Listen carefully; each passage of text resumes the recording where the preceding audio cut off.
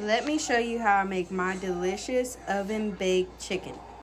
You're going to start out with a pack of chicken leg quarters. I get mine from Aldi's. This was only $4.02. Now, the reason I say chicken leg quarters is because you get a leg, or the drum and a thigh, or a leg and a thigh, whatever you want to call it. And you just take it and you cut it.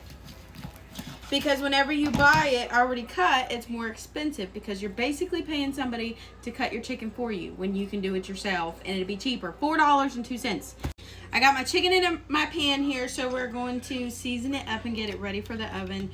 We're going to start off with a drizzle of some olive oil, chili powder, some parsley flakes, table blend, which is the Aldi's brand Mrs. Dash, basically. Some poultry seasoning, some black pepper, and some garlic salt.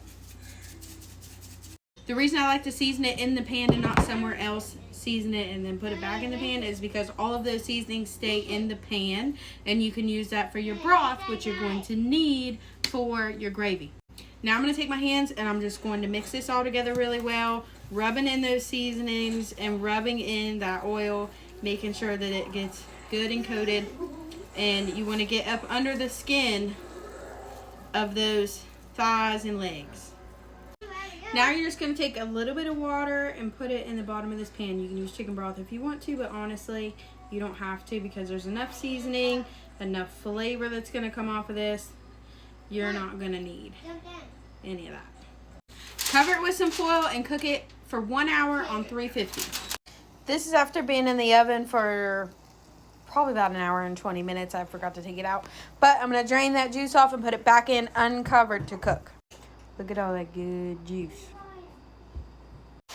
Make some gravy here with that juice. All I did was put it in the pan and I put some flour with it. I'm going to cook the flour taste out of it.